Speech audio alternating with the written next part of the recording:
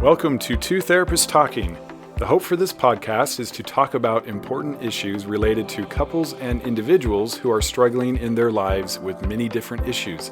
I'm David Thompson, a marriage and family therapist. And I'm Sherie Christensen, marriage and family therapist. Please join us as we explore these issues together, and we hope you will learn and be enlightened along the way. Come find us at twotherapisttalking.com. If you like what you're hearing, please get on and rate us and subscribe to the podcast. Hi, and welcome back to Two Therapists Talking. I'm Sherie. And I'm David. And today we are going to talk about shame. We're going to talk about how shame patterns show up in your life. And we've talked about it before. Yeah, we've talked about shame here and there. We'll mention a few things about it. But there's so many different things to talk about it. This Yes. angle today is different. Yes. Not just kind of what it is, but really patterns in Right. relationships. Right, because I think sometimes we end up having shame or shame is affecting our relationship in ways that we're not actually aware of. Right. And then we don't address it. We're not Right. sure that it's happening. Yeah. If you don't know what's happening, then you're definitely not addressing it or seeing your part in how relationship patterns are playing out. And I've been thinking about this. I had a couple come in the other day, and if they're listening, they'll They'll there's know another it was shout them. out. I've actually had a shout out to them before, which is funny. And she asked me, somebody had asked her what the key to healthy relationships is. What a great question for like my marriage and family therapist. It'll be some profound answer, right? Well, my first reaction was the key to healthy relationships is love, but that's a lot of stuff. Because when I think love, I Right. think of unconditional love versus how we think we love. And we've talked about that in past episodes too. Yes. But what I arrived at was managing your shame. And this is probably because I've seen a lot of couples with similar issues recently. And so I've been thinking about it.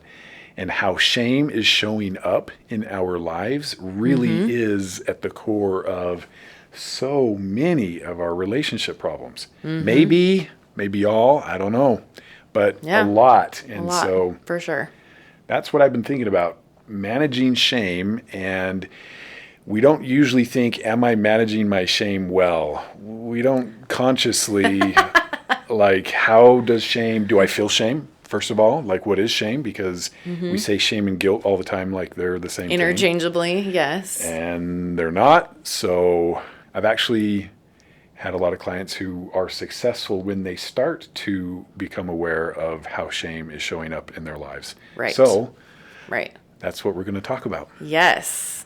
And I love, let's touch on, we've talked a little bit before, I believe, about shame versus guilt and the difference, but let's hit that really quick. Shame is I am bad, right? Guilt is I've done something bad, right? And so we're internalizing, when we're taking the experiences and the doing that we're doing in our lives, right? And we internalize that and make that about us inside, then that's when it turns into shame. Yeah. Yep. And it's almost like as a child, everything is shame. It's almost like guilt is a more mature concept that you have to grow into. Right. Like you can't expect like little kids or even just, very many kids at all to do something wrong, but feel totally fine with who they are. Yes. If they do something wrong, it's me. It's me. I'm bad. I'm a bad kid. Right. And Right. we have our hands full as parents trying to convince them, wait a minute, no. Who Yes. you are, separate from what you do, which we talk to Yes. death on these And- podcasts. yes, and Because I these love the episodes. concept. But Well, and it's so critical too, because and then you get into, because I think this is so critical to point out as adults, because we need to go back and look at how we responded in Yeah. childhood. Did I ever actually get out of that place and we're able to distinguish, or were there enough big things where maybe my parents didn't show up in the Yeah. way that I needed at that time, that now I've learned to internalize that? Because it's not just what we do as children. It's not just what, as a child, I do that, okay, now I'm a bad person because I did this bad thing. But it's also what my parents do, what siblings Right. do that affect me, right? To me, or that And I happen to sometimes be there. they're told straight up, you are bad. Yeah. That's a hard one to square with not feeling like you're a bad person. Yeah. Yeah. Yeah. So then you see issues where bad things happen to children, like, oh, their parents divorce. And what is one of the most common things that we notice from that a child will often take away from that, especially if they have not been told the opposite many Right. times, is that I did something that It's my fault. caused this. Yeah. Yeah. And so you can see where something that's even completely unrelated, especially because, again, children differentiating from their parents, they're not, right, at the beginning. Right. And it takes years of that work to begin and work on that differentiation process throughout childhood. So anything that parents are doing or saying or whatever then is a reflection also on the child's worth Right. and stability. So this is really big. So if you have a parent that, for example, that makes some really horrendous choices, you're oftentimes going to have a child that then thinks that they are bad. They're going to turn out like said parent. Right. Those kinds of things. So this is big, and it's important to kind of pull apart and look at, okay, what were things like, when I was a child, did I actually differentiate myself? Did I separate shame versus guilt? Do I have that core sense of worth? And honestly, I would be shocked if you did. Right. Because Most so people are hard to do. Yeah. And then you grow up in a culture that it's based on performance and earning. Yes. And oh man, for people that are really healthy with this, I'm just jealous. It Yeah. did not come naturally for me. And so safe to say a lot of us struggle with this in some way. Yes. And maybe you have a pretty good sense of self-worth. But as we talk about this, you might notice some little patterns where maybe that has crept in, or, things where you're noticing, oh, maybe I do have a little bit more shame than I think, right? I think that is often true, even if we have a pretty good sense of self-worth. Yeah. And that's, I guess, the next thing that we want to make sure that we touch on is shame is a low sense of self-worth. Right. Yeah, to be separate from you actually have low self-worth, it's your sense of your own worth. Because your worth is what? 100%. It's 100%. Hopefully everybody listening said that with Sherie. Yes. Your worth is 100%. So it's your sense of your own worth because you are good. Right. But we just don't believe it. Exactly. So, and that's, I think, a really critical piece as we start talking about these patterns and things that develop in a relationship, that this is your view Right. of yourself. It is outside of, what other people are telling you or what you're seeing. Like, this is actually your own perspective on your worth. Yep. And if you're a good person and all of that. So if you're wondering, okay, so what are some patterns that might reveal that shame is showing up in this relationship? Yes. If the key to healthy relationships is managing shame. Or a key. I don't know. Like The key. the key. Today it's the key. The most important thing. It always sounds better when we say it like that, right? Yeah. Yep. A very important part of healthy relationships is managing shame. Well, how do I know if maybe I'm showing up in my relationship from a place of shame? Or even like I said, even maybe just a part of your relationship. Yeah. Like there's Yeah. this piece over here that, gosh, when I get in here, man, I do this thing, Yeah. right? And there's some shame underneath that. Yep. So I think one of the first things that it kind of addresses a lot of these patterns is that all of us have these protective parts of ourselves, right? Yep. All of us do. And we develop those typically in childhood. Defensive mechanisms. You've probably heard this before. Yeah, or just protective mechanisms. Like my emotional safety is super important, right? Like trying to keep that sense of safety is a really critical part of all of us, Yeah. right? And so we develop these protective parts because no one's perfectly, in these experiences growing up where everything is perfect all of the time and parents meet your needs exactly in the way that you need every moment of your life, right? And so we develop protective coping mechanisms or defense mechanisms to keep ourselves, hopefully, in this space of trying to maintain some emotional safety, which really is protecting our sense of worth. Yeah. Right? Like, it's okay, well, I'm gonna be safe. I have worth. I'm gonna be okay as a human being. Right. And I have to control this so that I can maintain that I'm okay. Yes. Like if it's out of control, I'm no longer okay. It's an interesting connection. Yeah, and it's interesting to think about how much that has to do often with our view of our worth. Yeah. And then you can see very clearly why that would show up in childhood. Yeah. Right? Yep. Because as a child you have a lot less control over what's happening around you, right, than you do as an adult. Then you have less choices, less options. So you can see then why this might show up and develop as a child, right? Because as a child you have less control of your environment, right, than you do when you're an adult. You don't get to make quite as many decisions. You just don't have as much control over your environment. So then it becomes more important then to be able to develop some type of coping mechanism, protective strategy, defense mechanism, all these different words that we use to then create some level of control in your environment. Yep. Right?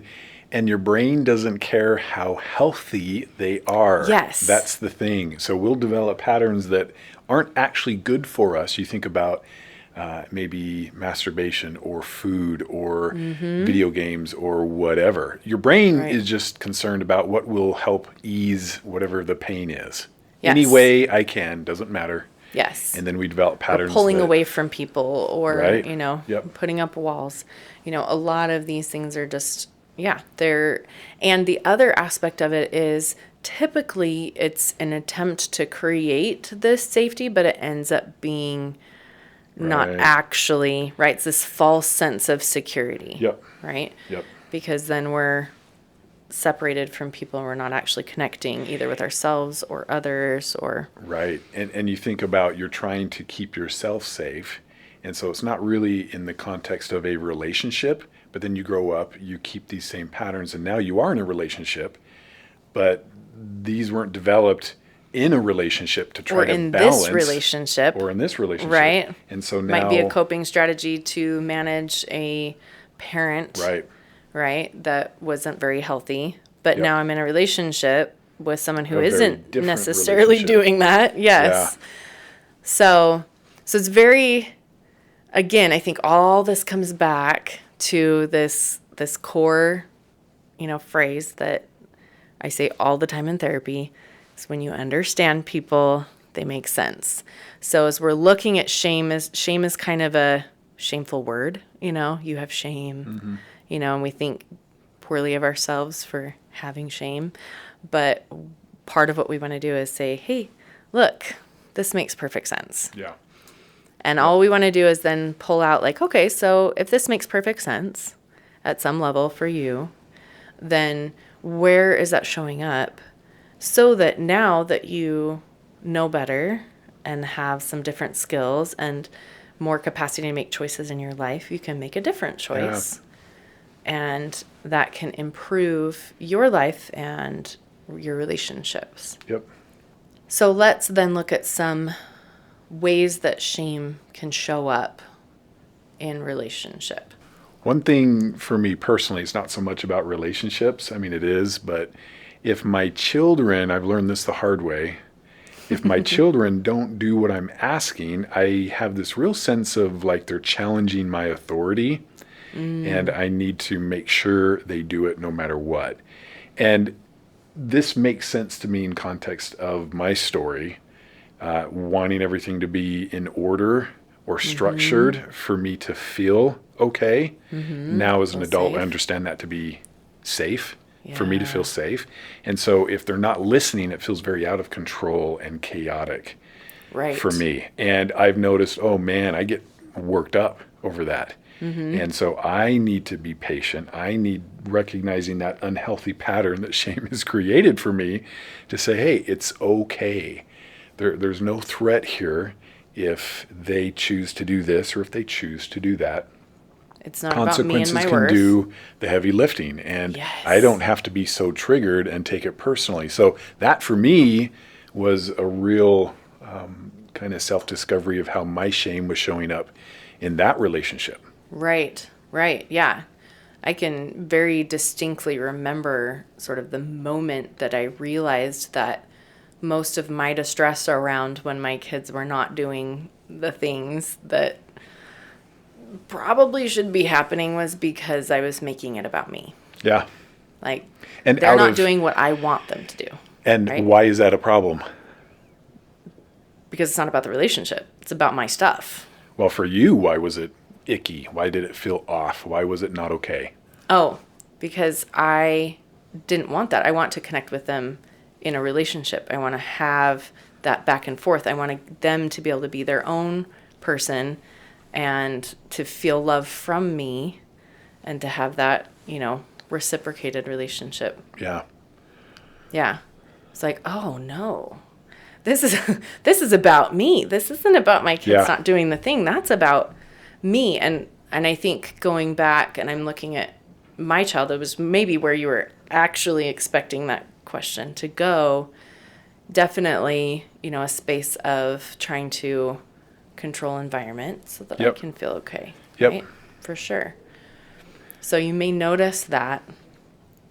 And I think that goes to a lot of different places, like not having, it can actually go to the opposite end as well, right? Where we're not setting or holding boundaries Right. at all. So this can also actually go in the opposite direction as well, right? Which makes sense because healthy living is balanced living and we can get pushed to either end, just find whatever suits our own personality, right? So the opposite end of that would be shame can show up when you're not holding boundaries or not Right. having any boundaries. And it may be scary to hold boundaries because the fear is They won't think well of me. they won't think well of you. They'll reject the boundaries. Yes. They'll reject you. And so easier if I need them to feel a certain way about me to not have boundaries. That would be easier. Right. I don't want to put pressure on them or push them because they may not like that. And they may choose to not be in this relationship over time. Right. Right. And now you can see how that might come from a space of shame. Like this is about how I don't feel okay about me. It also cannot. So you just kind of want to check in with that and say, okay, am I feeling this way because I need them to feel good about me so that I can feel good about me? Or is this maybe coming from a different place? So just check in with that as we're going through these because some of these patterns can show up when there isn't necessarily shame, but it's often there. So just check in with that as you're thinking about these patterns. When we don't have boundaries, when we're not holding boundaries, we tend to get fairly enmeshed with the people around us, right? And so we're constantly in this space of being in their space and trying to manage how they're feeling so that they'll respond in a way that then we can feel okay or safe. So that goes kind of a little bit along with the concept of codependency, Yeah. right? What is codependency? So codependency is you needing to manage what's going on for others so that you can be okay. That's how I tend to describe it. Would you describe it differently? Same core. Like I need you to feel good about me for me to be okay. Mm-hmm. Or I need you to think a certain way about me for me to be okay. Mm-hmm. I depend upon your idea of my worth Yes. to actually have worth. So it's not independent of you. Yes. Yes. Which is why I'm codependent on what you think, do, say. Yes. And why I have to be in your space, managing what's going on there, Right. and walking on eggshells a lot of times, or just being hyper vigilant a lot of times to try to manage all of that so that everything can work out okay for me. Yeah. So, and then when you have that independent sense of self-worth, then it's okay for them to think however it is that they decide to think, Yep. because they're their own person, right? And they can have their own opinions that can be totally different from yours. And if that then causes a problem, what they choose to think or do in relation to you, if that becomes an issue or problem, then you just set a boundary. Right. And you're good no matter what they think. Not that you're not uncomfortable with it or disappointed in it or sad for where the relationship is, but you're confident in you enough that it's okay that they feel or think the way they do. Right. And without that, I don't know that you can hold boundaries. Right. It's kind of one of those things, if couples come in and they're having some really serious issues, one of the first things I'll ask is, are you prepared to leave this relationship? If you're not prepared to hold that kind of a boundary, it'll be really, really hard to hold other boundaries. Anything less. You'll want to, in order to save the relationship, do things that aren't healthy or stay in these unhealthy patterns. And so it's almost a gauge, Yes. hey, can you hold boundaries that actually make the relationship better? And if not, that's okay. Let's process that and figure it out. Right. Right. So then other patterns could look like overly focusing on yourself or the other person, which can look like a lot of different things. One of those things is can be taking too much responsibility for the relationship and what's going on, or not enough, like you're kind of checking out because of shame, right? So, and sometimes when we take too much responsibility, we're trying to compensate for our lack of worth. Like, I'm going to prove that I have worth. I'm going to prove that it's okay that I can be in this relationship and I'm worthy of love, right? And sometimes that ends up being a problem, because if you've taken too much responsibility and everything is on you, then oftentimes you may not actually see the good things that they're doing in the relationship. Right. And we could probably talk about that for a long time. We're just going to gloss over that's, that. that's at the core, really, of so many of these unhealthy patterns created by shame, is you're just so caught up in you, how you feel, what's going on for you, what you're thinking, that there's not the time and energy going into your partner and their feelings and where they're at. Yeah. And it's not intentional. Which it's not is malicious. It's just... It's this interesting space, too, because you can be thinking that you are actually dumping all of this time and energy and everything into the other person. Like, I'm trying so hard to do all these things for them, blah, blah, blah, blah, blah. But why? Like, what's the motive? And oftentimes when you pull that apart, if you're doing too much, it's because, I'm actually like trying to prove that I'm worthy of love, or I'm trying to make up for this flaw that I see as affecting my worth. Right. So it can look like a pull back, but it can also look like you're doing all of this stuff but you are actually still way too focused on yourself, and it's about you. So that's kind of a little bit of that overcompensating concept. And then just another pattern you might notice is enabling or doing things out of fear in your relationship. Again, stop and consider, is this about my worth? Yeah, what am I afraid of? What am I most afraid of? Mm-hmm. And a lot of times people say, I'm most afraid of them leaving me. Because what does it mean about you? That's usually where... Yes. And so you want to do some digging to the because why? Well, my greatest fear is that I'm unlovable and I need to be perfect and I have to perform. Just me by myself is not enough. Why would I be totally accepted?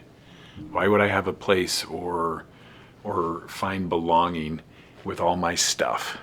Yeah. Got a lot of stuff and it scares me. Yes. And so if you're with me, I'm lucky. And if you're not with me, I don't know if I can find somebody else. Right. Yes. And even that I'm lucky and kind of putting them up on that pedestal is about your own worth, right? Like, I wouldn't be worthy of that relationship otherwise. Yeah. So here are some, right? This is definitely not an exhaustive list of patterns that can show up in relationship that might be unhealthy. Yep. Or that are unhealthy that might be caused by shame, I guess is a better way to say Yes. that. Right? And in the future, we'll talk then about, okay, how do we then, if you listen to this and go, oh, I can see some little things, right? Then we'll talk about, okay, how do we increase our sense of self-worth? How do we create this space where then I can change those patterns because I have 100% worth? Yeah, and if I'm showing up from a place of worth and value, I'm giving them permission to figure their stuff out Yes. and meet me in the middle versus they're constantly reacting to my Yes. acting. Yes. And it's this out of balance system that's And I don't just know, not I working. think you probably see this just as much as I do, how so often, whatever the pattern is, there's the reaction to the shame of the other Yep. the other Oh, person's yeah. stuff, and it's a shame, and so then I'm reacting to everybody's that. and then- everybody's stuck in shame and they just feed off each other. Yeah. Absolutely. Yep. So, if you're noticing some of those patterns, or maybe as you're thinking about it, you're noticing other patterns that we didn't even talk about today, then tune in later and we will talk about increasing your sense of self-worth and eliminating shame or managing it. Piece of however cake. it is. Yeah. No, but there are some really good things. So So catch us next time. Thank you for listening to Two Therapists Talking. We look forward to sharing more conversations with you. Connect with us at twotherapisttalking.com or email podcast@twotherapisttalking.com. If you like what you're hearing, please get on and rate us and subscribe to the podcast.